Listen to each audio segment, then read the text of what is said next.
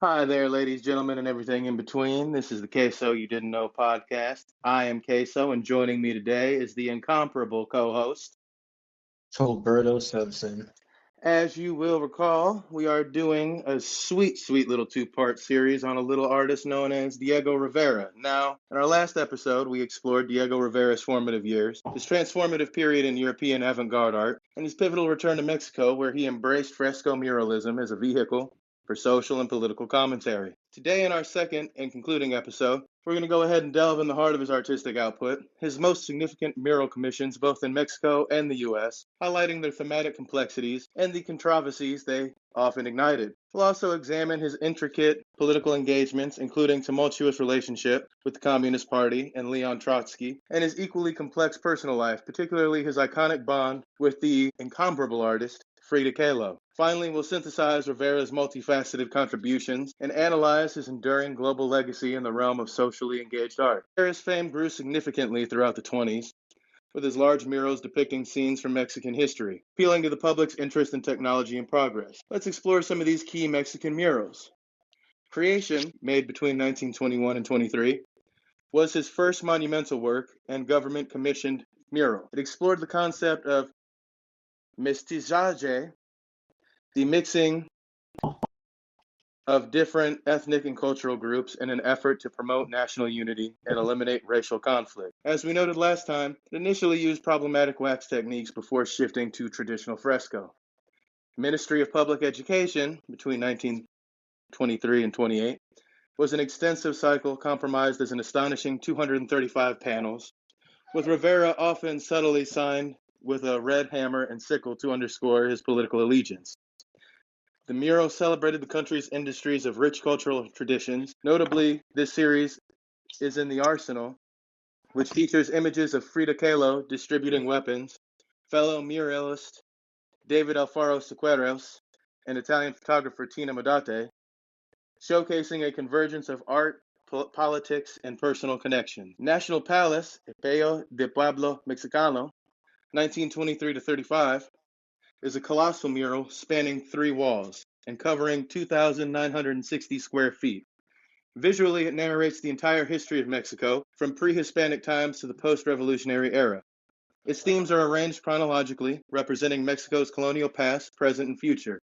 The mural is unabashedly critical of religion, particularly depicting Catholic invaders conducting autos de fe and the brutal Spanish enslavement of native Indians. It critiques a triumvirate of banker, army, and church, even showing a priest cavorting with a woman, highlighting strong anti-clerical and anti-elite sentiments. Chapingo murals, Escuela Nacional de Chapingo, 1925 to 27, were painted at the Chapingo Autonomous University.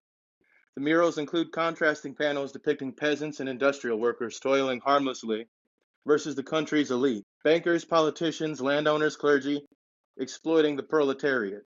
A third panel carries the school's motto, "Here the student is taught how to exploit not people but land," directly embodying his socialist ideals. The auditorium, formerly a chapel, deal with themes of martyrdom and exploitation with a dominant, huge nude portrait of his second wife, Guadalupe Marin, symbolizing the fertility of the land.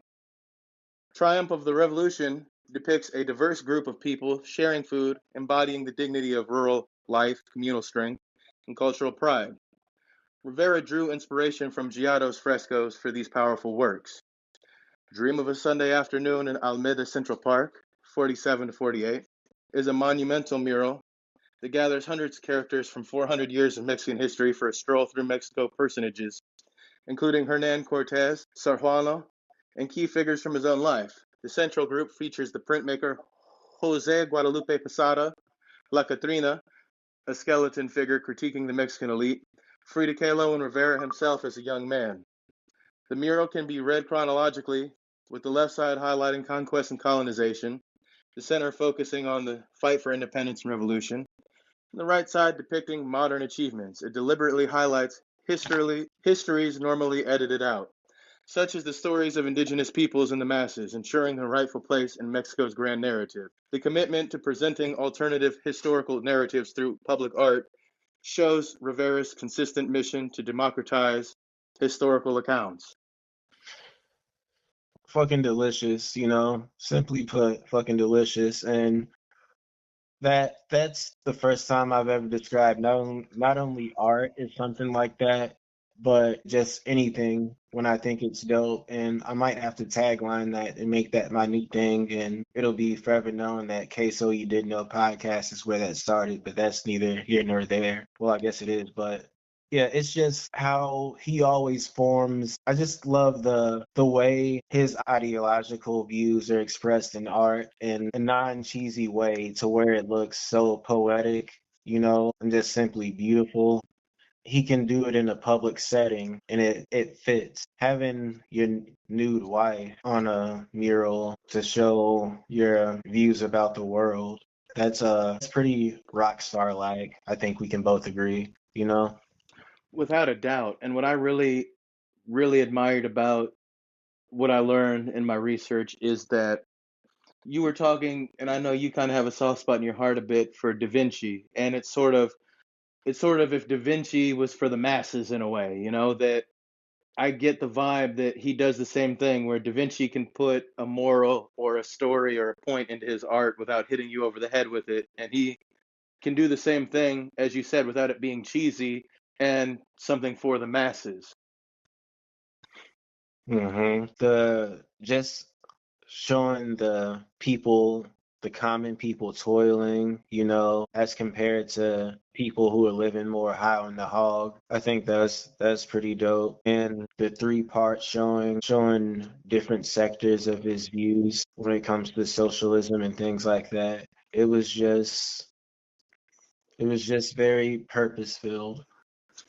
And to cover an entire wall that's 2,000, what is it, 2,100 square feet, that's like damn near three times the size of the entire house I'm renting, man. That you think about, I couldn't begin to imagine how to fill a mural that had that much space and to be able to do it and do it well. And I'll be honest, because he was someone I always kind of knew existed, but I didn't know a whole bunch about him until I did this research. And what I really loved going and looking at his art is just the depth and size of it is mind blowing. It's one thing to make a painting, it's another thing to cover an entire four walls of a multi story building with a story. Right. Yeah. It just makes you think about, first of all, the just the mentality and the personality that comes behind that, because you've got to have the patience of Job, like they might say, to go through with something like that. And it takes a special kind of, not just the patience, but the eye. Like I was saying on our last episode, I could fill a page with drawings. I could map out a comic book to an extent, but I couldn't sit here and just looking at one full wall in my house right now. If you do the same, look at one full wall in your house, and could you even begin to think how you would cover it with a in-depth story that's small scale people filling the whole thing? When you see these things at like the art museums that are 12 feet by 12 feet canvases, and it's like, how did you think to map this out and fill this in a way that makes it look like a scene from Ben-Hur or Cleopatra? Like, I couldn't begin to imagine how to create a scene like that. Right. Yeah. That, like you said, it takes an eye and just obviously, but you got to mention it, the skill to not only, I mean, anybody can attempt to do that, but to do something like that and do it right, you know, it definitely shows skill. It's like people who can take images, you know, and just take normal scenery and chop it up and kind of like they could make certain things look like they're spelling out certain letters, you know what I mean? I think that takes a certain eye. Oh yeah. Yeah, and it translates too. Like we went to school with a girl that was really good at photography, and that's another thing too where I mean, I know you're not painting or creating an image, but you look at some of her pictures and it's like it is art in every way the same way, and it just makes you stop and think, how did you know to click the button on your camera at just that time at just that angle to make this image look that way? I couldn't do it in a million years. Oh yeah, certain skills are just rare. It kind of makes you think about truthfully with rapping because if you being real, especially at this stage where rap is as popular as it is, it's like a lot of people can make words that rhyme. A lot of people can come up with some punchlines and metaphors that can sound kind of dope and shit, but that doesn't necessarily mean you should be a rapper. Like it's only certain people who are supposed to do that shit. You know what I mean? Like I think it's a like a slim elite of people who are actually supposed to do that shit, who were born to do that shit. Like motherfuckers like Eminem, Jay-Z, Cannabis, like they were born to rap. Like Big Pun, who we're eventually gonna do a story about. Like there's a reason why it like truthfully, even if you weren't necessarily a battle rapper like that, battling was just a common occurrence and a common rite of passage when it came to being a rapper. It's like it's just a natural occurrence. Like, of course, it's based in braggadocio, you know. So when there's two rappers around each other, there's only going to be so long before two of them are battling somehow. There's only going to be so long where you got two rappers talking about I'm the best before they end up battling. You know, it kind of happens naturally. Like you're rapping, then another guy starts rapping. Then he kind of starts rapping to try to out rap you. Then before you know it, you guys are back and forth. It helps to have that competition and have someone push you to that level. I don't know if you got it, but I just texted you a picture, Diego Rivera, by the way, because I need you to get an image of what this guy looks like, because it'll fuck your head up. He is not Yeah. a handsome man. Okay, now. Oh, god damn. Damn. Like, I don't want to diss him or nothing He because, looks like a human frog. I mean, I'm not gonna lie. I was gonna say he looks like a, I mean, he looks like a scary movie villain, truthfully. But, like, damn, I didn't even want to go there because, I mean, we've been saying all this good shit about him. And of course, I mean, he had a good soul and shit, but damn, god damn. Not what you were expecting, was it? You were probably. I don't want to speak for the trees here, but I was thinking somebody like Che Guevara or something, right? A little handsome, a little rugged, but then you see him and you're like, oh, Yeah, I guess I was expecting some strong, muscular, oiled up hair with the little curl, Hercules curl at the end type of motherfucker, you know? not a human bullfrog. I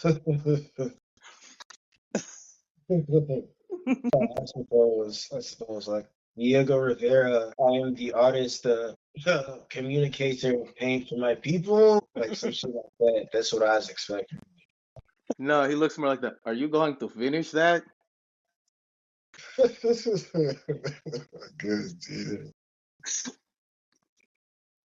Yeah, I mean, I guess you can speak for the trees because, yeah, that was a complete 180. It's complete 180. Great art. Don't get me wrong, amazing artist, but not the fellow you think would be out here talking about. I'm going to paint for my people. I mean, hell, man, I guess he's the Biggie Small of painters, you know? That is actually a good comparison. And all jokes aside, he was a little rough around the edges, but his influence and commissions extended far beyond Mexico's borders. He traveled extensively through the U.S. between 1930 and 34, securing major commissions that would further cement his international celebrity. In 1931, the Museum of Modern Art in New York organized an extensive retrospective of his work, which included 8 portable murals created at the centerpiece of the show. Alfred H. Barr Jr. of MoMA, the Modern Art Museum, obviously, who had met Rivera in Moscow, played a key role in helping him secure additional commissions in the U.S. In San Francisco, in 1930, he completed a fresco for the California School of Fine Art, later relocated to what is now the Diego Rivera Gallery at the San Francisco Art Institute. The Allegory of California, made in 1931, was painted at the Pacific Stock Exchange, serving as a vibrant tribute to the state's economic dynamism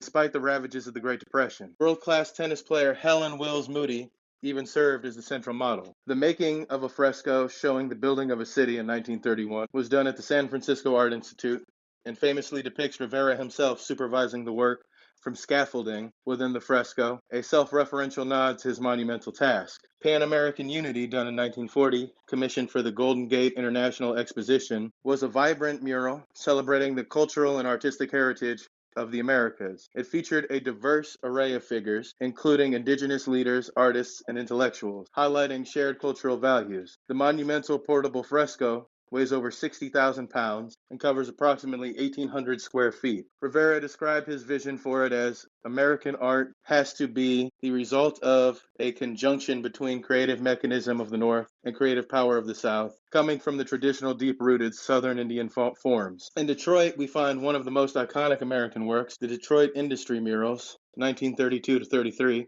commissioned by Edsel Ford, son of Henry Ford, and William Valentiner, the director of the Detroit Institute of Arts. The murals were intended to relate to Detroit's history and industrial development. Rivera, captivated by the Ford Rouge plant, proposed painting all four walls, completing 27 panels with the help of assistants. He considered it one of his most successful projects. The murals depict the evolution of the Ford Motor Company and broader Detroit industries, including iconic images of assembly workers, doctors and scientists, and office workers. One panel shows Henry Ford observing unseen workers below him, offering a complex view of industry that challenges societal ideas about its role and raises issues of class and politics. While Rivera is widely known for his anti-capitalist stance, his murals, particularly those in the U.S., sometimes offered a more complex and even admiring view of industrial power and human ingenuity alongside his critiques. This suggests a dual perspective, a critique of capitalist exploitation alongside an acknowledgement and even admiration for the immense productive capacity and human labor within industrial systems. It indicates that Rivera's Marxist critique was not simplistic or dogmatic. He recognized the transformative power of industrialization, even within a capitalist framework, and sought to dignify the labor that fueled it.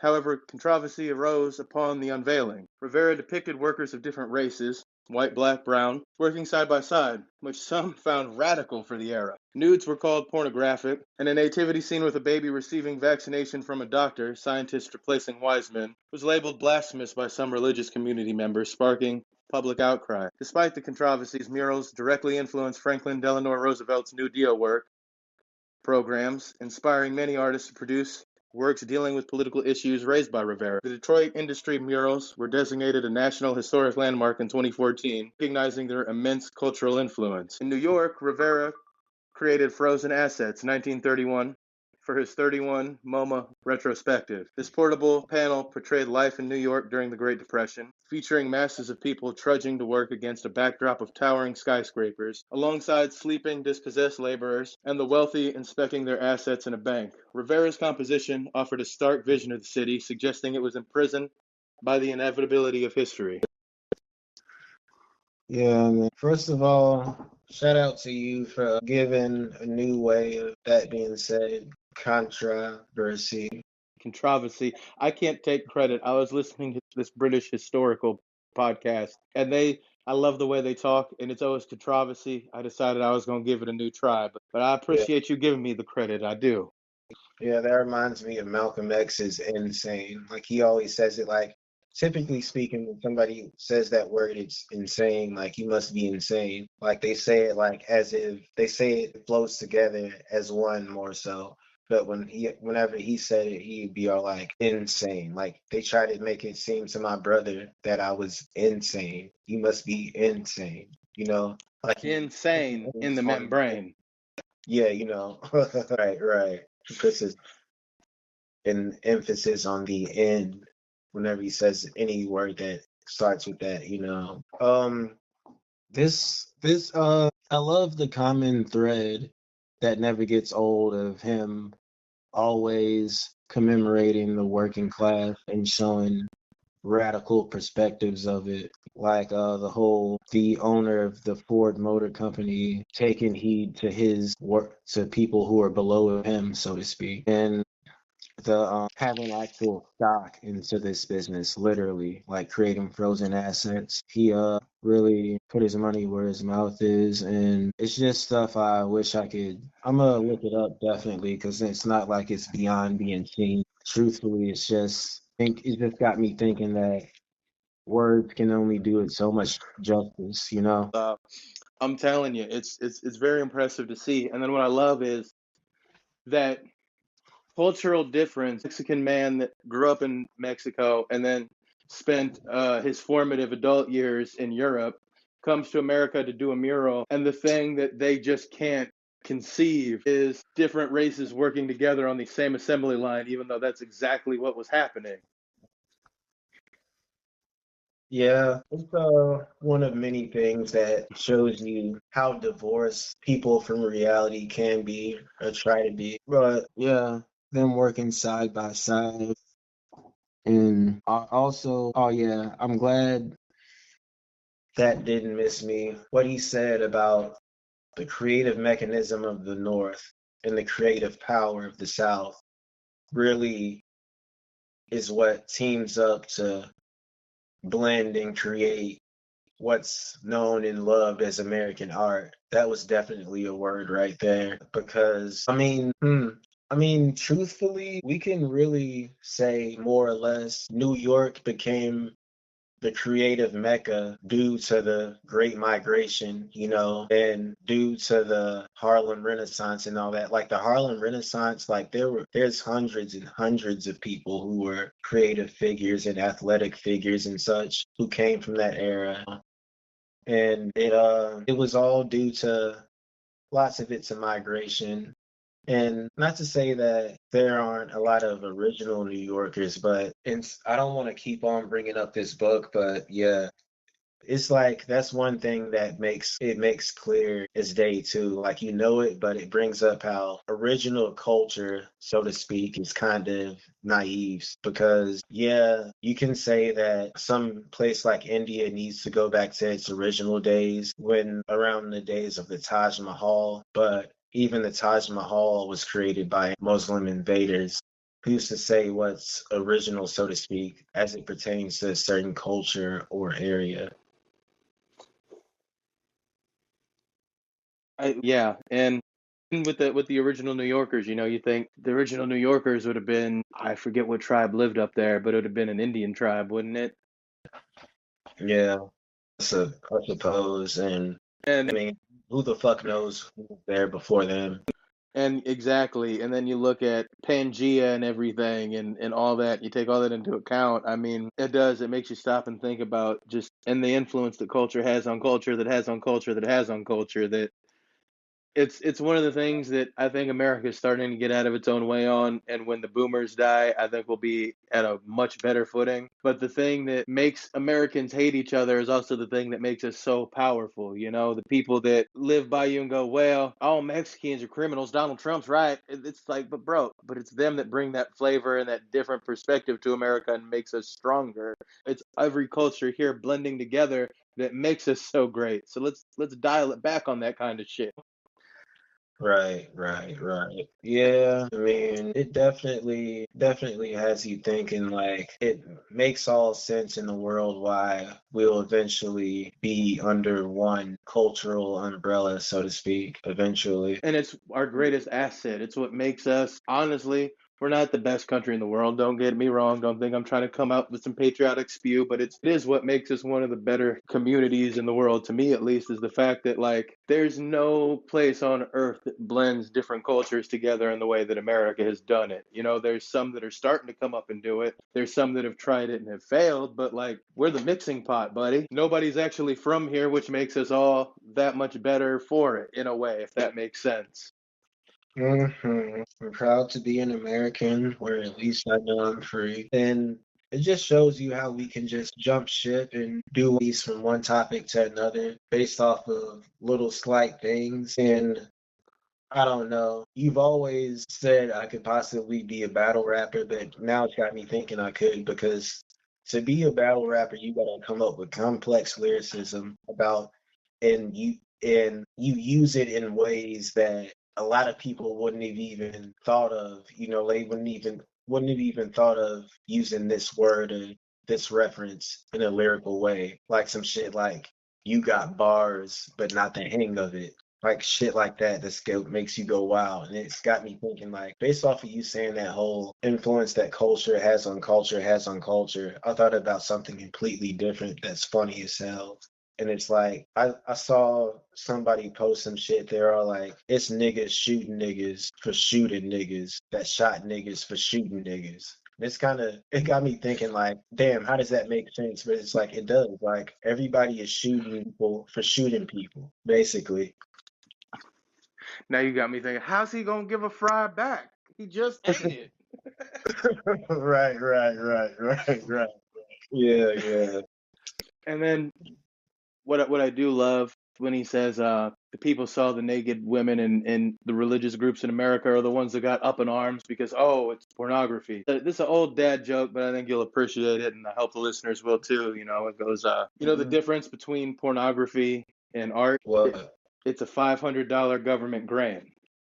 Yeah, that's one of those ones. But as much as I can get off base, I don't want to lose touch with that. What do you think about the whole creative mechanism of the North and creative power of the South quote by him? Do you think that reigns true, basically? I think it does, especially in his case, that he's got, I'm sorry, I'm a little biased, but I'll say us Latins, we got the heart of lovers in us. We're poets, we're artists, we're creators. And you definitely, as I said, with us out of the country, man, you're going to lose all sense of fun and dancing and mi amor and shit like that. I don't know. I think that it's a very powerful statement, and you do need both. It's almost like the whole metaphor, what is it, like the heart and mind, right? You need both of those in sync. You need both the North and the South in sync to have that ability to create and innovate. Oh, yeah. Yeah, I suppose that adds up because, I mean, even thinking about hip hop is something you can say came from original black New Yorkers, so to speak, in a way, but a lot of them were people who maybe they lived down south, or at least their parents did. They were probably first generation New Yorkers or some shit. And a lot of them, in particular from the Carolinas, hip hop owes a lot to the Carolinas, low key. A lot of the original people came from there. Well, But and a big thing I read too, and I might be wrong. You can tell me if I am or not on this because I know you are a hip hop historical aficionado. But it was that a lot of it too comes from the call and response that you see in a lot of like Southern Baptist churches, and even back like when slavery was still around and you had guys out in the fields picking plants and stuff. Like that call and response system. And what's really fun, here's a real crazy one for you. You think about pirate music, right? As weird as it sounds, I'm not going on a tangent, it all connects. So you think about like, yo ho, blow the man down, blow the man down, right? All the mhm. people that wrote those songs on those pirate ships were African, and they wrote the call and response system for the pirates because they were part of the crew, and they were the ones that kind of gave that to that field of history, that field of work, that part of the world at the time. And it really makes you think. You can kind of trace it all the way back, and it's just kind of fascinating how, as we were saying, that's what makes America so great, because we do import so much culture in a weird way, even if it isn't the cleanest way it gets here or the best way it gets here. We have dark history, but it led us to what we are now. Yeah, definitely. Yeah, it came from stuff like that. Yes, old folk stories and stuff like that within I don't like the term African American, but I'll say Black American or foundational Black American for my extra woke folks. I'll do a story on that later, but yeah, came from stuff like that. And of course, I'm sure you're familiar with playing the dozens, which lasted all the way up into the 70s and even 80s for some kids. Like some people who were born in the 70s were still played dozens and shit, like the whole joking against each other in rhyme form. Like it was portrayed on certain shows, like speaking of Good Times. On an episode of the Good Times, they played the dozens and shit. That's basically the genesis of battle rap. They joking against each other while they were chained up by the dozens, more or less, basically. And it makes you think, like, did I want the Spanish to come conquer my people? No. Did everybody in Africa want to be brought to America? No. But here we are, and we made the best of it. Not to make a light of a matter or simplify it, but it's just crazy the way culture was so touched by us in the same way they kind of made it touch us, if that makes sense. Yeah, I mean, with every curse comes a blessing. And it's made us resilient. What's so funny, and I'm sorry for any listener out here that takes offense, I don't mean offense by it, but what makes MAGA so laughable to me is that it was the first time, really, if you think about it, white people had their back up against the wall and they didn't like it. And the rest of America's sitting here like, oh, don't feel good, does it? We're used to it, man. We're used to being a little fucking held back in certain aspects. We're used to being, I don't know, adverse to our own country in a sense. Like, y'all motherfuckers are just now experiencing it. It feels weird, doesn't it? Yeah, yeah, like I said, with every curse comes a blessing. The fact that basically, I mean, genres of music and things like that came out of all that. It just shows the making lemons out of lemonade spirit that's basically ingrained into people after a certain time from experiencing certain things for centuries. Like, I don't know. I speak to certain people who think that I don't know, they think that black people in particular will never will never get get past slavery, They think we'll never really fully recuperate from that. But whether or not you believe that's true, it definitely put some things in us for the better, I'll say. And same with Mexican culture and the conquistadors and all that. It puts a sense of resilience into a motherfucker for sure. hmm That kind of reminds me of the whole Chris Rock jokes when he says that. So he speaks about how slave masters used to make the strongest slaves have sex with each other to breed super slaves. And he's like, we have proof of this today, and that proof is the NBA and the NFL. No doubt, man, for sure. Yeah, yeah, yeah. And speaking of a motherfucker who, I mean, we hope he didn't have children. No diss. Damn, you got me making fun of him now. You talking about that human bullfrog? That's terrible because, I mean, I can't lie. As soon as I saw the picture of him, after I sat down and kind of jumped, it's like I kind of had a vision of him, like I said, being the being the victimizer, being the villain. I just had a vision of him walking around with a butcher knife or some shit with this twisted smile on his face. Don't be scared of me, my little precious. Like some shit like that. See, I like how you, because when you said it, I went more like, yes, Mr. Bond, as he's petting a white cat. Right, right, right. Like, damn, it makes me wanna. That's something I'm gonna have to put in the vault. I mean, not him exactly, but a character that looks like him being a villain in a scary movie. Like, we talked sometime about, scary movies and how the classic scary movies are, for the most part, in the earlier part of the genre. I think that'll be like a new classic. That might be something I'm gonna have to type into. Like, we both might have to tap into that shit. Make us a little movie, man. I'll tell you what, we could go up to Lindenwood and hire some of the kids there to act in it. Damn. Damn, yeah. These little Gen Z motherfuckers. Yeah, I'm The sure. theater kids, yup. Yeah, I'm sure they wouldn't mind something like that. Now, going back to our sweet, sweet human bullfrog. And I know we're fucked up for that, but you'll see we start hitting a spot where you stop feeling a little bad for him to an extent. Now, perhaps the most famous or infamous of Rivera's international commissions was the Rockefeller Center controversy surrounding his mural Man at the Crossroads in 1933. This mural was commissioned for the lobby of 30 Rockefeller Plaza, the main building of the new Rockefeller Center. It explored grand themes of technological advancement, social inequality, and humanity's relationship with the natural world. The central panel depicted a worker controlling machinery, flanked by panels representing capitalism and socialism, setting up a clear ideological contrast. The controversy famously erupted when Rivera, a self-avowed communist, controversially included an image of Vladimir Lenin in the mural, an image that had not appeared in the original sketches provided to the Rockefellers. Nelson Rockefeller, who commissioned the work, requested that the image be removed, but Rivera staunchly refused to compromise his artistic vision or political conviction. As a result, Rockefeller halted the project,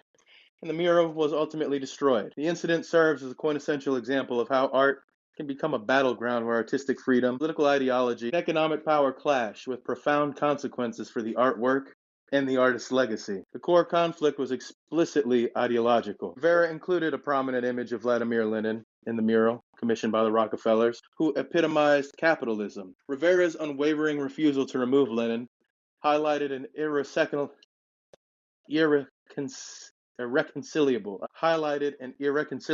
ideological divide. Other contributing factors included Rivera's depiction of John D. Rockefeller Jr. drinking gin and socializing with women in low-cut gowns, a particularly pointed jab given the Rockefeller family's Baptist faith and strong support for prohibition. The additional detail about personal provocation suggested Rivera's deliberate, unwavering commitment to his political convictions and artistic integrity, even at the cost of a significant commission and financial gain. It demonstrated that for Rivera, art was not merely an aesthetic pursuit, but a potent tool used for social and political commentary, a form of propaganda he fiercely defended as art. Before its destruction, Rivera, anticipating backlash, had his assistants take photographs of the work. Determined not to have his work censored, Rivera promptly recreated the mural in Mexico on the Palacio de Bellas Artes, retitling it Man, Controller of the Universe. This recreation, which boldly included portraits of both Lenin and Leon Trotsky, is still on public display today. The controversy, far from silencing him, doxily amplified his message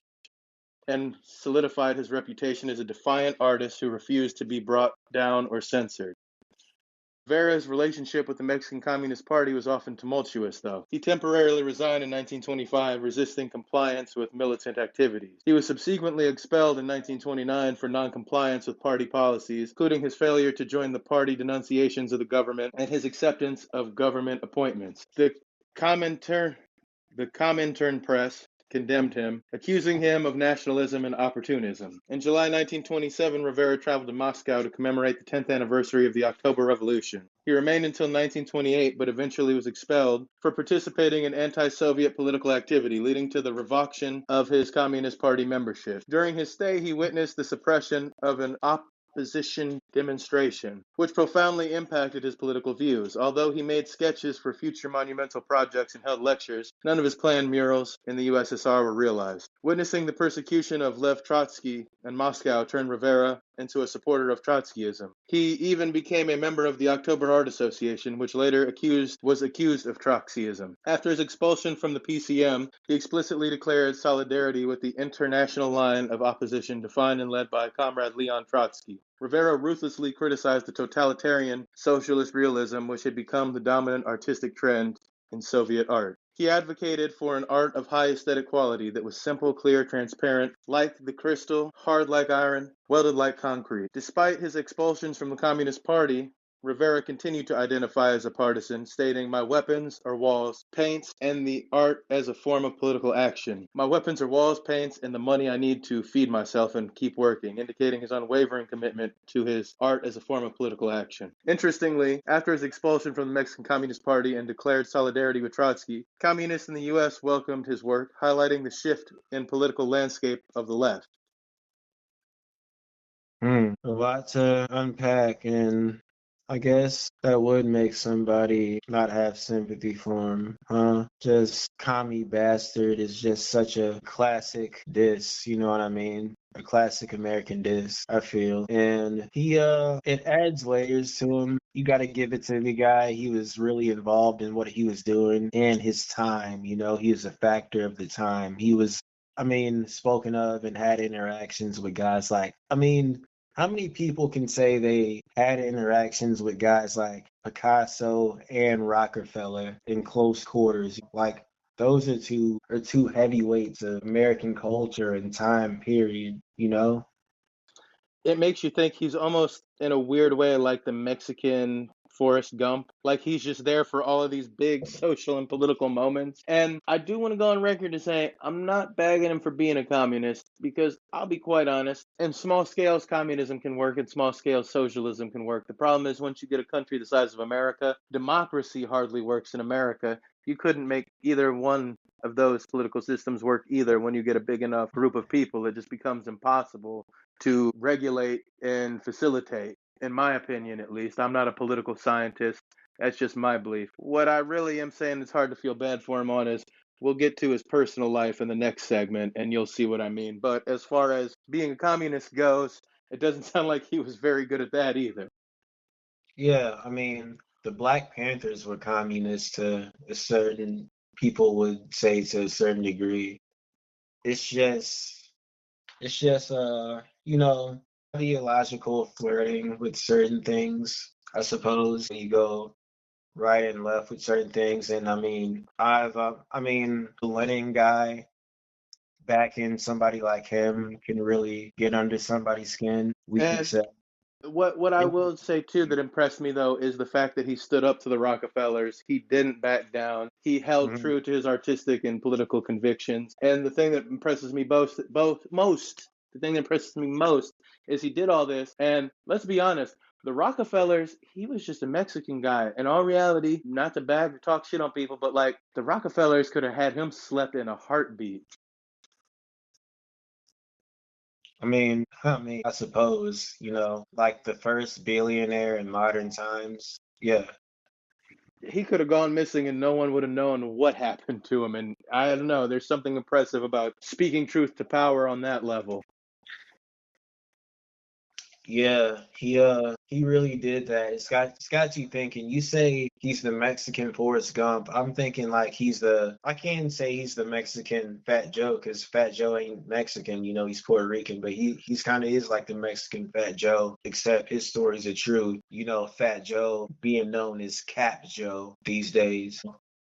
Always lying and shit. But yeah, like Rockefeller, Picasso, it's all checking out. And to stand up to somebody like him and basically satire him also. He was just really truly badass in that effect. And To and he met Leon Trotsky too. Let's not take away from that. Like that's the other crazy thing. For a fact, because this is really before comics were even taking on people with political power, just global esteem, really, you know?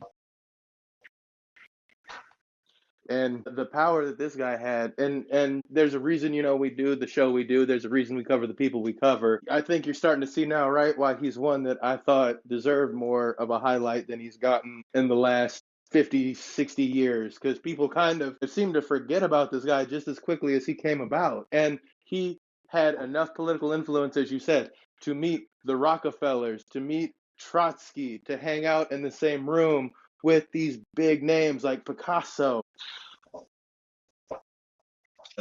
And truly, if you think about it, Picasso would have been enough. But the fact that it goes beyond that, what more can you say? Exactly, Yeah, exactly. And to do all this while you look like if the frog from the Looney Tunes bits had a baby with a Bond villain. god damn. Oh, damn. That's one of those back of the school bus next to the locker at high school Jones right there. And for those who might not know, a Joan is like in St. Louis and kind of other places. That's a synonym for joke. But yeah, Flaming, man. I know there was a few other terms I used to use too. heat, Yup, yup. shit like that. But yeah, that's one of those classic ones. Damn Roast. Bond. Roast was another roast. Yeah, It's kind of also. weird they all have to do with fire. Think about that. It's interesting. Yeah, like that's the synonym. You want to torture motherfuckers. And that's exactly what they did because Bond villain is exact. And anybody that doesn't believe us, go look up a picture of him. You'll see if we are exaggerating, it's only by a small margin. I don't think it's a small margin at all. And I'm surprised by now that somebody like you hasn't come up with calling him, like, maybe not even this in the exact words, but like in some roundabout way of words, calling him the Latino Mr. Penguin. No, yeah, yeah. Yeah. Like speaking of a movie villain, goddamn. Yeah, he is that. But speaking of Trotsky, I want you to tap in, of course, to why he was such a huge deal on the same plane as those other guys he met. Trotsky was a huge deal because he was a monumental figure and the chief architect of the Bolshevik Revolution and the Russian Civil War. He was a Marxist student. He was the central figure in the ideological and political struggle against Joseph Stalin. He was basically on that same board of all the guys that overthrew the aristocracy. In 1917, he was the head of the Military Revolutionary Committee, and he's the one that was the whole reason the revolution was successful. Without him, it wouldn't have been successful. During the Civil War, he founded the Red Army, and with little experience, managed to transform it from a disorganized militia into a professional army. And the Bolsheviks wouldn't have been able to have victory over any counter-revolutionary opponents after that. Now, the ideological divide came from Trotsky's theory of permanent revolution versus Stalin's socialism in one country. Trotsky argued that socialist revolution in a backward country like Russia could not survive in isolation and must spread internationally to advanced capitalist countries to succeed. Trotsky was accused Trotsky kind of fucking up the government and shit, yada yada. Basically, he wanted to be an authoritarian state and suppressed internal party democracy. So Trotsky warned that he was betrayed by Stalin, that it was going to create a new ruling elite and that the revolution was kind of counter-revolutionary then. He was expelled from the Communist Party in 1927 and exiled from Russia in, I want to say, 1930, and was basically relentlessly persecuted by Stalin. And here's one that's going to really blow your mind. You ready for a badass death, right? He was found by Stalin's secret police in Mexico in 1940 and was killed with an axe.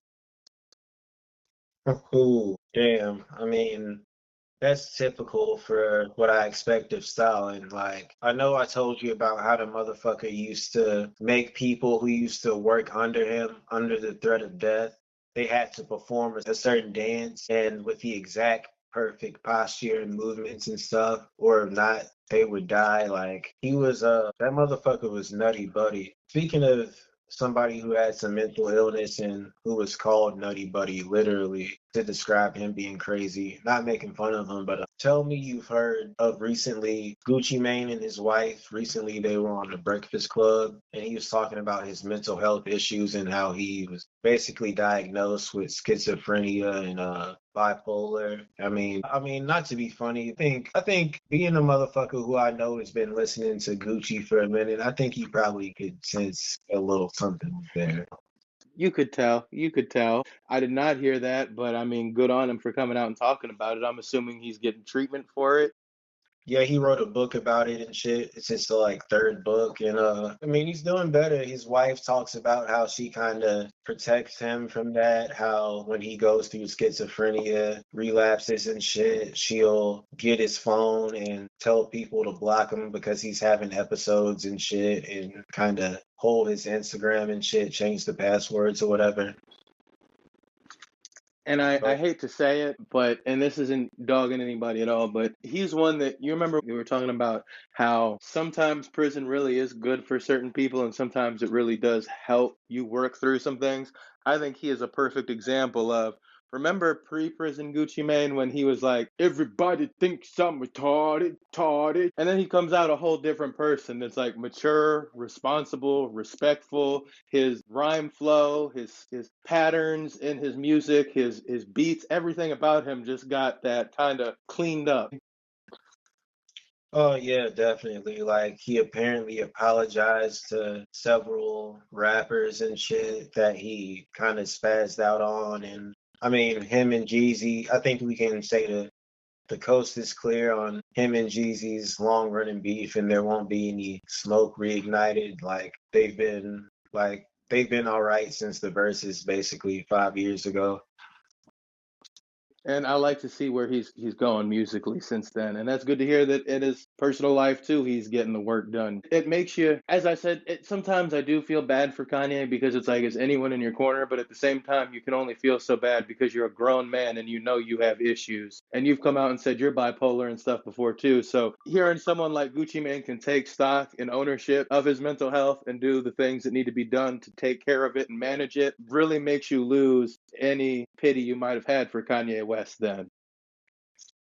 Yeah, I mean, not to make any excuse for him, but just to play devil's advocate, like it may be a little easier for Gucci Mane to, like, granted they both are famous motherfuckers who are pretty much, I mean, both of them are known worldwide and shit, but Kanye is on a bit of a higher plateau when it comes to fame, so he's probably a bit more wrapped in to the crazy, you know, he's a bit more susceptible to be going crazy from being buried underneath fame, basically. Like I hear from people with little YouTube accounts that aren't even the biggest subscribers.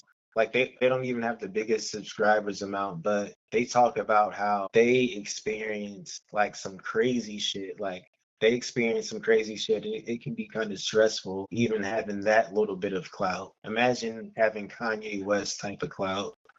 Well, in your entire life, that's where people always do the whole, would you like to be rich and famous or rich or famous? I'd rather be rich, man, and have nobody know who the fuck I am. I'll go be a mid-level studio executive, make a few million, and live the plushest life in the world because no one knows who I am. I can still go to the store. You know, you think about people like, I know it's an offhanded example, but like someone like Taylor Swift, right? You know, all the girls are going crazy for her lately. She's the biggest name in the world in a sense. And like, you can't even go to the supermarket to get milk at that point without being hounded and surrounded. I remember one of the kids out here when I was working at the car dealership out here. They had gone on a vacation to the Southwest and they stopped somewhere in Arizona. And he's telling me, yeah, I went into the Walmart or something to get something and fucking Post Malone is there just chilling and shit. But he's like surrounded by people, not his crew, not bodyguards, not people in his entourage, but just people that, you know, he's a recognizable motherfucker. People are swarming him going, it's Post Malone, it's Post Malone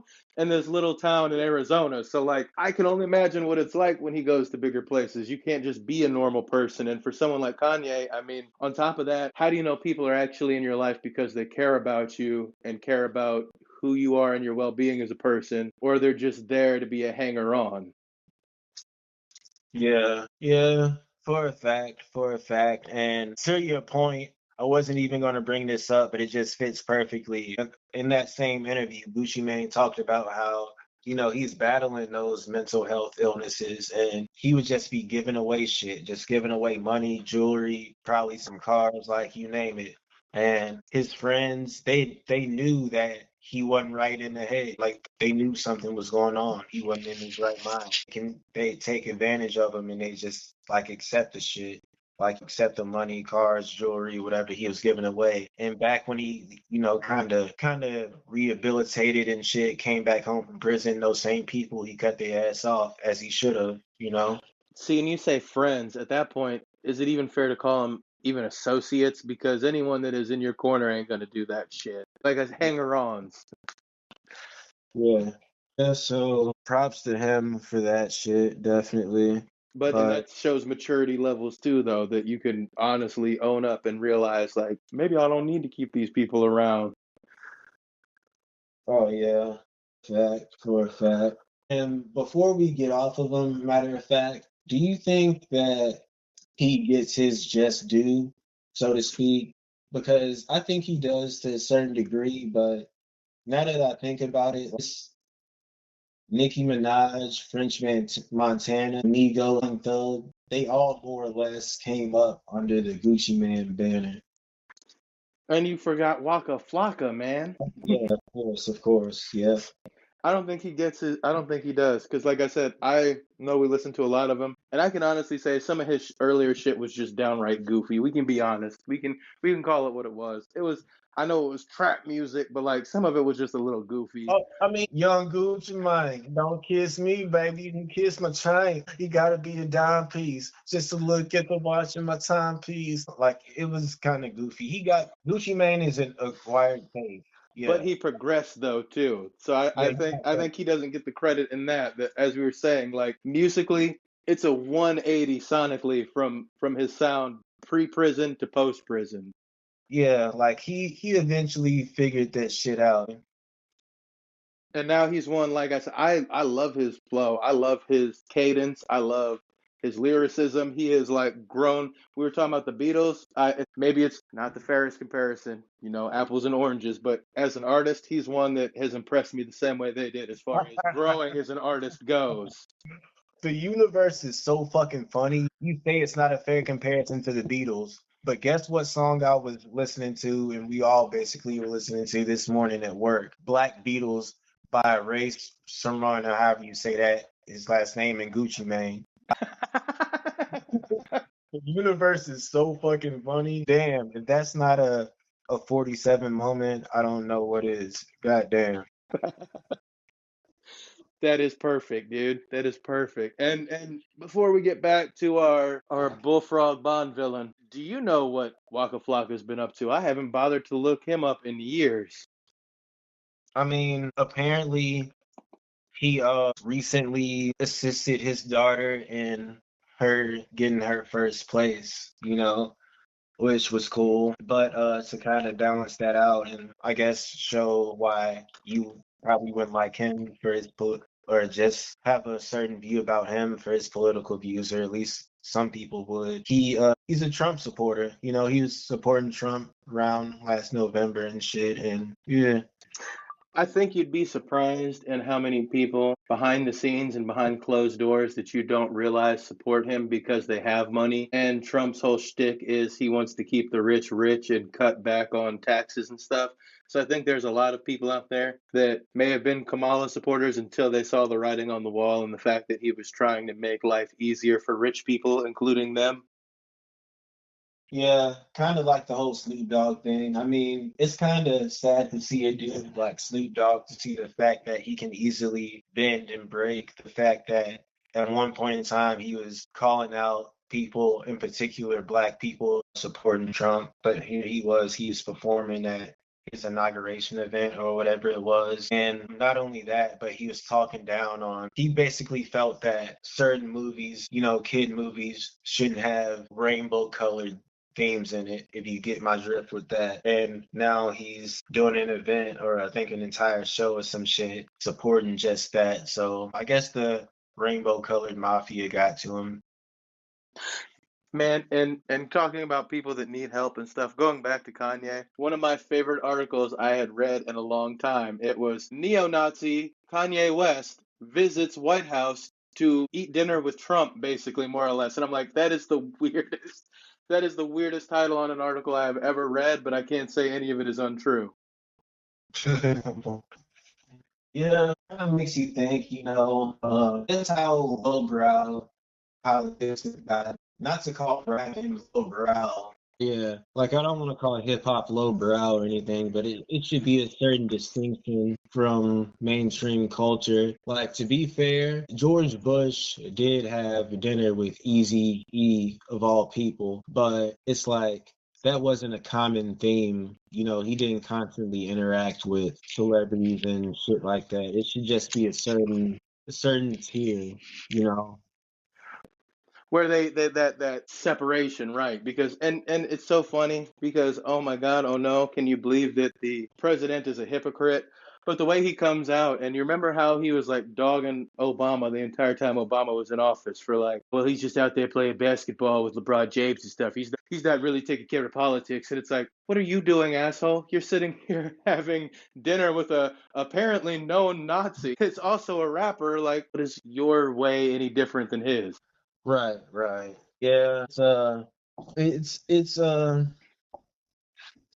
terrible, He but said, I think you're just mad that you can't hoop, Trump. That'll be a sight. I'll say that much. The two of them balling against each other, I would pay to see that. Oh, that's 2-0, Trump. That's horse. Right, right. You know what I mean? It's a hell of a fact that Obama was the one to get a basketball hoop at the White House. I mean, I guess people could say they were expecting it. I'm just gonna go on record though to say, man, I miss Obama. Not politics aside and everything. He was just cool, dude. Yeah, a lot of people liked his presence. It was just Name one other president that you'd want to sit back and smoke a joint with. you know, I mean, other than shit, Bill Clinton, I, It's a very small pool. you know, it's damn. I mean, okay, hear me out on this. You don't think Richard Nixon would just be fun to get high around just for the fact? I mean, he look like he could keep a time during Just the to weekend. just to hear how hateful he was the whole time too. Just to hear everybody on his hate list and what he was gonna do to him. Yeah, you're right. That could be kind of fun. And maybe Kennedy. Right, right. You know what I mean? I could tell you what Marilyn Monroe's boobs look like. Damn. And well, I've heard that there were certain things, but I didn't know there were apparently tapings of orgies that Dr. King had, you know, secret tapings of shit like that. But apparently a Jewish guy also wrote the I Have a Dream speech. I want to look it up to be sure, but They made fun of that with I want to say it was like a Family Guy, and it was like Woody Allen was the one writing like Malcolm X's speech. The we didn't land on Plymouth Rock. He goes line. He goes Plymouth Rock landed on us. Oh God, what am I doing here? damn, Family Guy had a Malcolm X clip, huh? I gotta see that.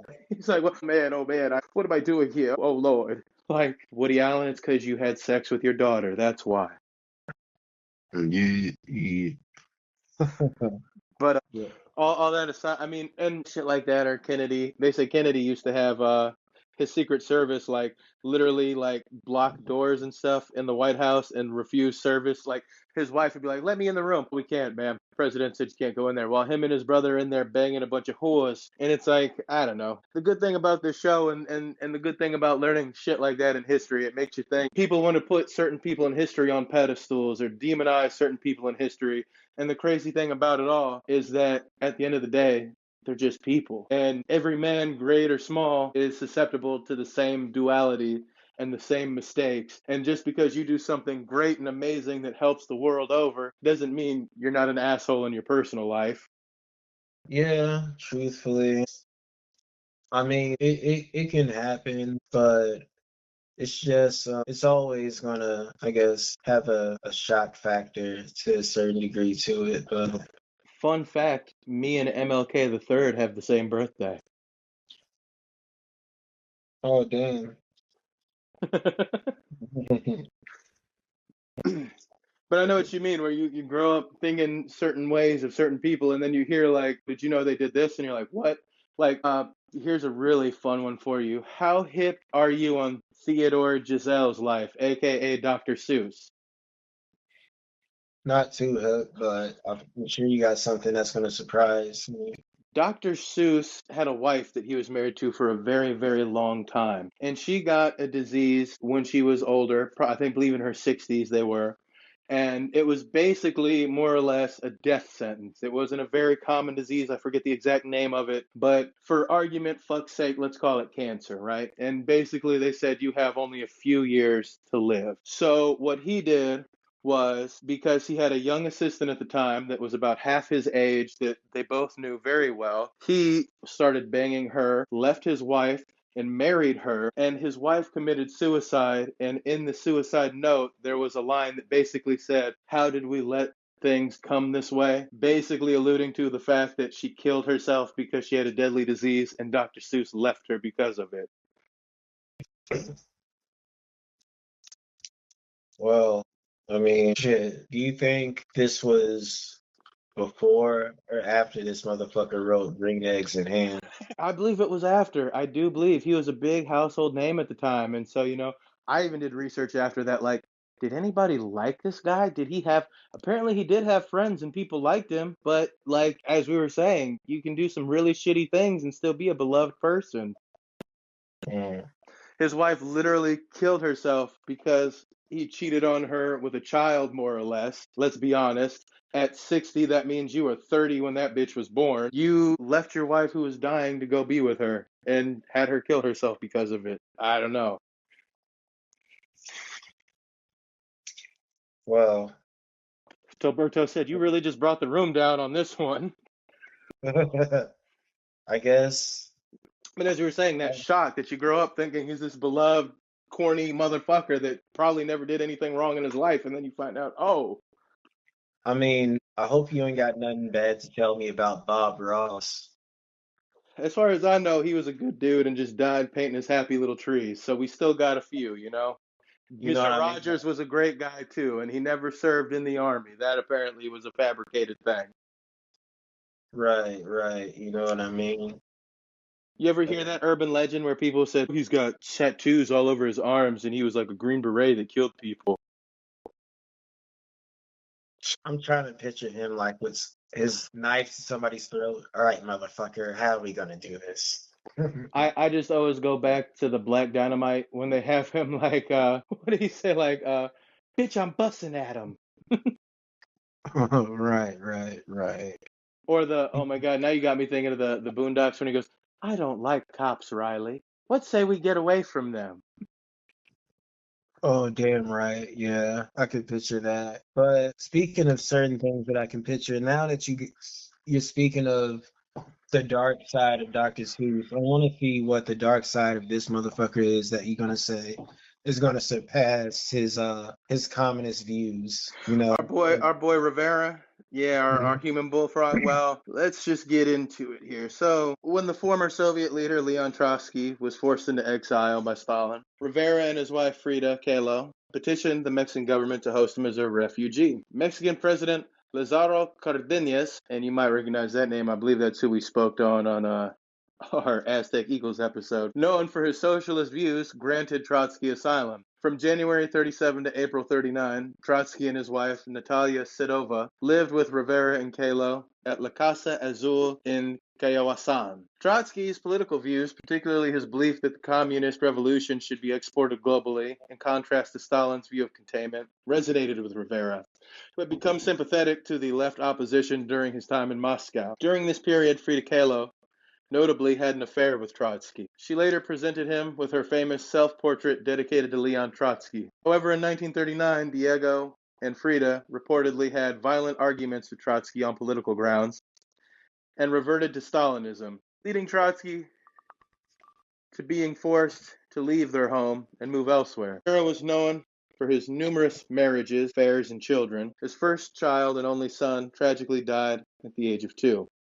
Vera was in a common-law marriage with Russian artist Angelina Belov while living in Europe, divorced her in 1922 upon his return to Mexico. During his relationship with Belov, Rivera was also involved with Maria Vorobov-Stebelska, who gave birth to Marika, who lived 1919 to 2010, his first daughter. The relationship was described as stormy and complicated until his return to Mexico in 1921.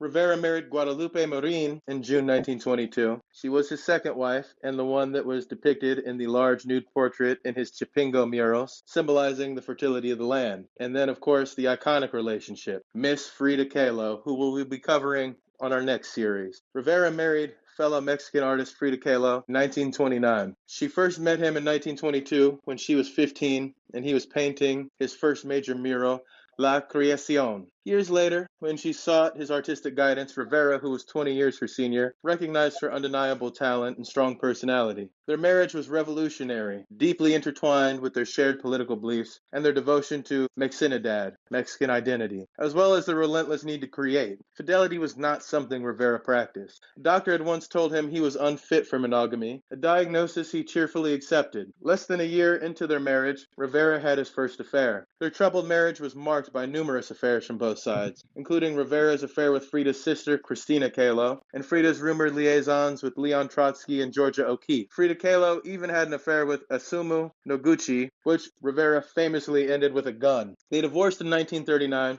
but remarried in late 1940. The second union was less about conventional marriage and more about companionship, mutual artistic inspiration, and a shared commitment to art. Frida Kahlo famously stated, "I suffered two grave accidents in my life. One was the trolley, and the other was Diego. Diego was by far the worst." Poignant reflection on his profound impact. Upon Kahlo's death in 1954, Rivera wrote, "I realized that the most wonderful part of my life had been my love for Frida," expressing his deep, albeit complicated, affection. They lived between Kahlo's family's home, La Casa Azul, and their adjoining home and studio, built in 1931 to 32 by Juan O'Gorman. Diego, a passionate collector, filled Casa Azul with artifacts from Mexico's indigenous past, such as sculptures, folk art, and papal picado banners, showcasing his profound connection to Mexican culture. In 1955, Rivera married his former agent, Emma Hurtado. Rivera died of heart failure in his San Angel studio, November 1970.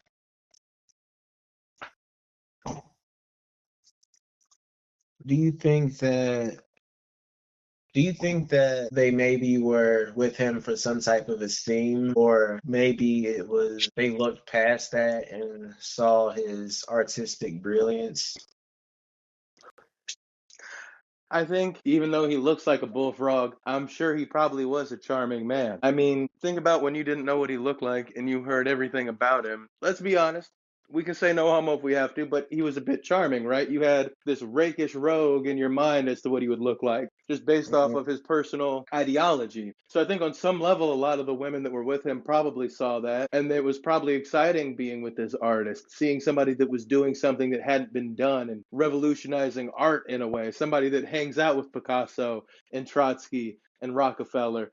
There is a bit of an excitement to it, but I'm sure there's also a bit of an allure. And I think especially in Frida Kahlo's case, it was they were both artists and that it was somebody that shared this passion she had and also was able to teach her and help further her career. So I think in a way there was passion there, but there also probably was a little bit of coattail riding for some of them. Yeah, it's kind of the whole Flav effect, because despite the fact that, yeah, the majority of those chicks, and some of them even went on to basically say that, like on the show, they're like, yeah, I'm here for love, baby, and that's my man, and woo, and all that shit.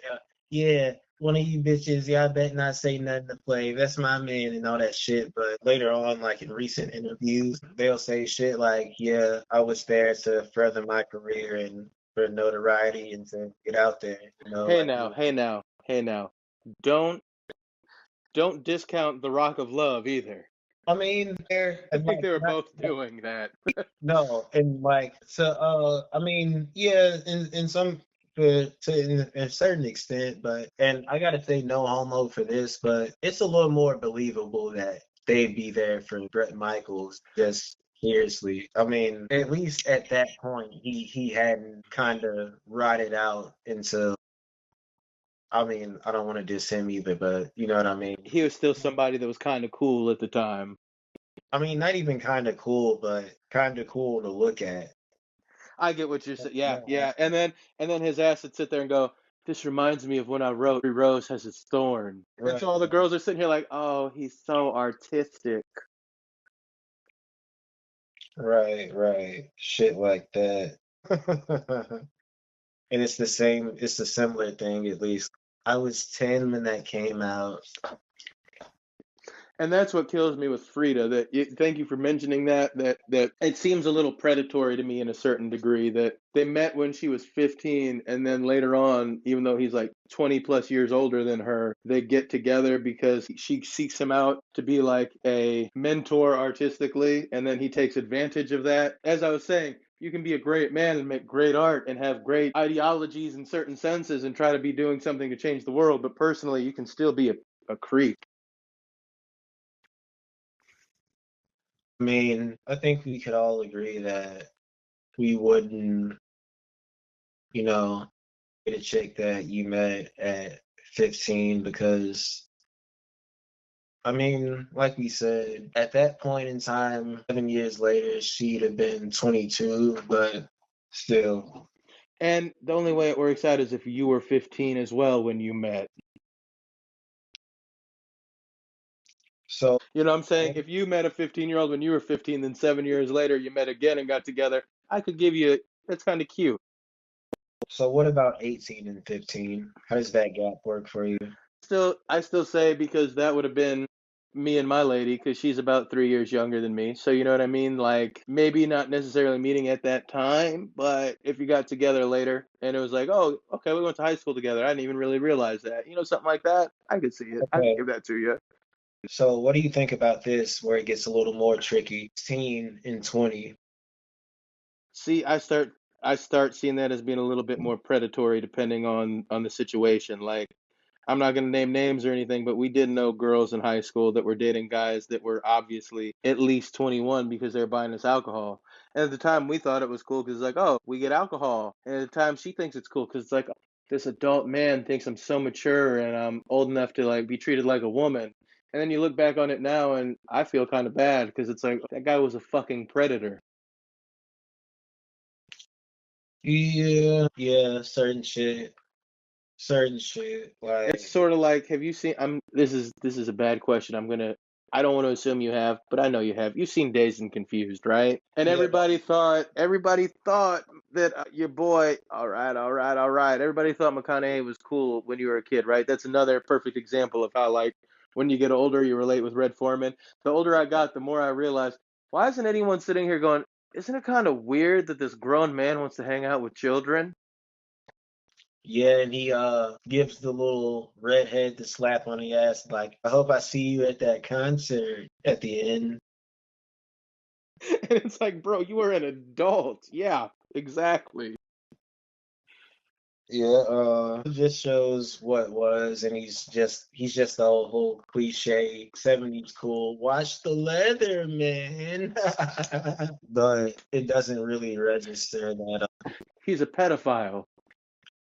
Yeah, it kind of makes me think of the whole Belly thing. It's this these movie Belly, DMX and Nas star in it, and basically DMX's character, girl calls his phone and his chick picks up and she's all like, "Who the fuck is this?" And she just comes out right out and says it like, "Yeah, I've been dealing with Tommy. That's DMX's character's name." And like, "Did you fucking my man?" That's what she asks. He's like, no, but I sucked his dick the night before last. He said I could fuck you because I'm only 15. And like a lot of people, truthfully, when we saw that, we just looked past it. Like we either laughed at it or like, was shocked at it or whatever. But it didn't register like, damn, that's some pedophile shit.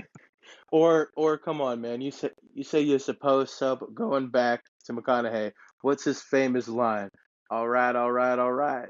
Thing I like about high school girls, I keep getting creepier and they stay the same age. I know it was older, but I'm paraphrasing because come on, it's just getting creepier.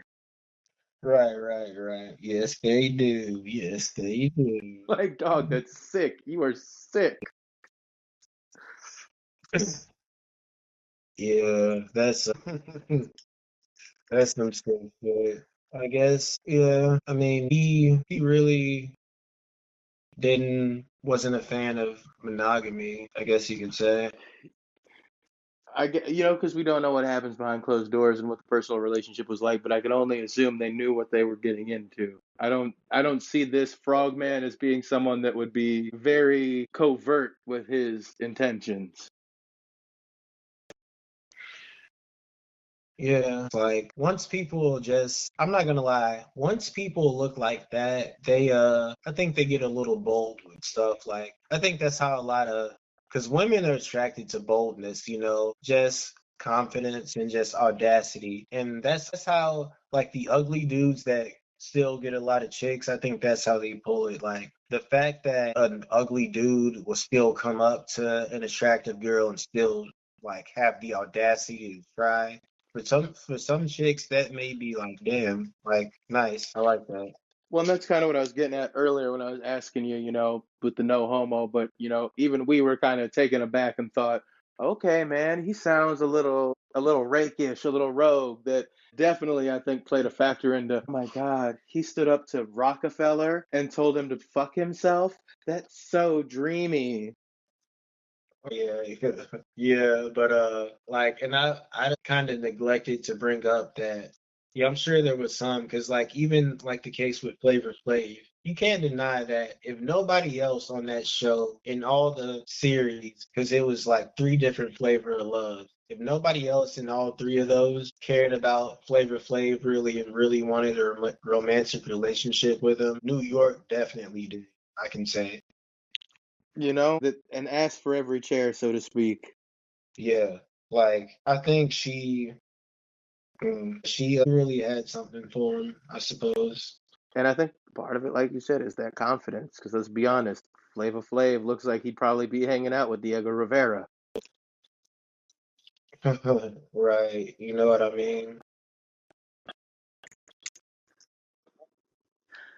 I am going to say, with all that being said, Diego did have a lasting effect on art and everything, though his personal life aside and his bullfrogish good looks. As not being a part of this. His impact really it was profound, and it was profound particularly in the realm of Mexican art and cultural identity. His grand scale murals, created using the ancient fresco technique, added color and life to public spaces in Mexico and beyond. And he was commissioned to bring his unique vision to the U.S. from New York to San Francisco, with a stop in Detroit and a few others along the way. In the 20s and 30s, Rivera established himself as the foremost figure of the Mexican mural movement. This movement, which emerged after the revolution, was more than just an artistic technique. It was a cultural revolution aimed at forging a national identity and making art accessible to the general public. Public building walls became canvases for narrating history, struggles, and aspirations of the Mexican people. His massive and vibrant frescoes were characterized by powerful stories and historical narratives. Rivera's choice of frescoes as his primary medium was deliberate. He believed murals were larger than life and demanded attention, and provided a grand stage to communicate social and political subjects. This made art accessible to the public and fostered a deep connection between art and the community.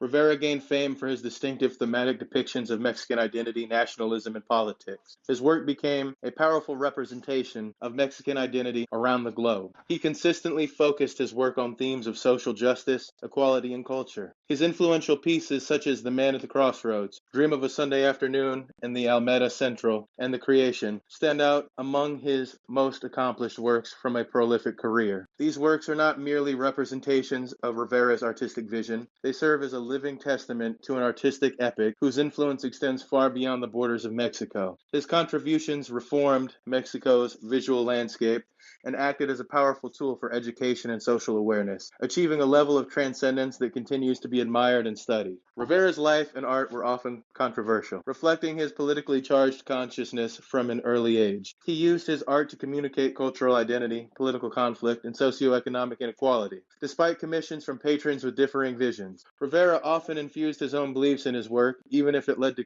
controversy, such as atheist inscriptions in the Sono de una tarde dominical en la Almada Central, while some works like the Rockefeller Center mural were destroyed due to his refusal to compromise his artistic vision. Many of his murals remain uncensored today, demonstrating his enduring artistic integrity. Rivera is often considered one of the most influential artists of the 20th century. His work, alongside that of other prominent Mexican muralists like David Alfaro Siqueiros and Jose Clemente Orzasco, Las Tres Grandes, or the Big Three, made its way northward to the United States, particularly during the New Deal era when artists were working under the auspices of Works Progress Administration. FDR was drawn to Rivera's murals, such as Detroit Industry, which featured images from American life on the walls of public buildings. These images inspired many artists who produced works for the New Deal programs, and many of them continue to deal with the political issues raised by Rivera. Rivera's model for large-scale politically engaged public artwork provided a compelling model for government-supported art programs. His influence is widely recognized in modern art. Rivera's works have been designated as national heritage spots in Mexico, and his murals are protected by the nation for their cultural significance. While his most famous murals are largely unavailable for purchase due to their permanent placement and cultural significance, his paintings have commanded high prices, with Las Revelas, painted in 1931, selling for nearly $10 million. setting a record for the highest price paid at auction by a Latin American artist at the time. His works are held in permanent collections and have been featured in major exhibitions worldwide. The Museo Diego Rivera on Acacala, designed by Rivera himself, houses his collection of nearly 60,000 pre-Columbian artifacts. The Casa Azul, Frida Kahlo's former home, now the Museo Frida Kahlo, also displays personal objects and paintings by both artists, folk and pre-Columbian sculpture. Major museums like the Metropolitan Museum of Art and MoMA in New York and SIF MoMA in San Francisco hold his works and have hosted significant exhibitions, ensuring his continued global presence and study. To close, Diego Rivera's profound impact on 20th century art stems from a unique confluence of his artistic genius, unwavering political conviction, and pioneering vision for public art. His journey from a classically trained Mexican artist to a leading figure of European avant-garde movements and ultimately to the preeminent muralist of the Mexican Revolution demonstrates a continuous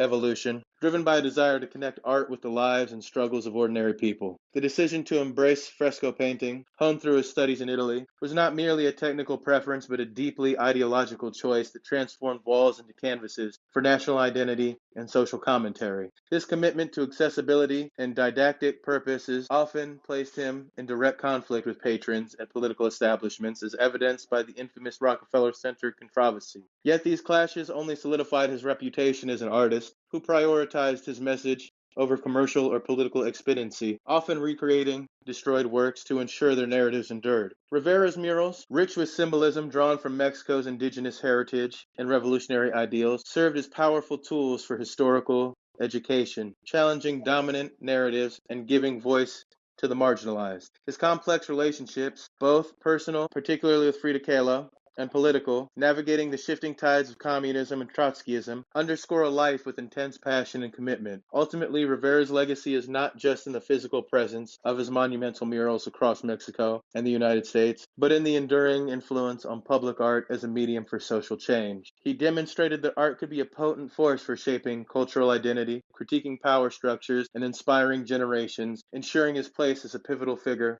whose work continues to resonate globally. Any closing thoughts or ideas on this badass frogman, Mr. Talberto? I mean, I guess the atheist thing was a nice little blend in, because I didn't know about that. I guess that's another revolutionary thing about him. All in all, what's more to say, but I mean, hell of a character, and hopefully he, or at least the outline of him, will make a hell of a character for a future flick. I'm telling you, whoever we cast in that movie has to look exactly like him, because, oof, you're not wrong on him being a horror villain. Ooh, yeah, that's something that can work. But all in all, I think this is wrap this up pretty tightly, and it's a hell of a series. I think this is probably our best series thus far.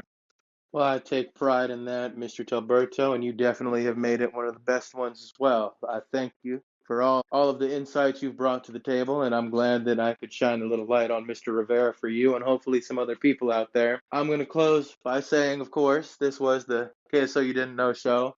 And if you made it this far listening and didn't realize that, I'm surprised. What the hell are you doing? Pay more attention. You can find us on TikTok and YouTube, as I said. With all that being said, join us next week. And any closing thoughts on this? Anything you'd like to plug? Anything you'd like to say? Anything you'd like to shout out?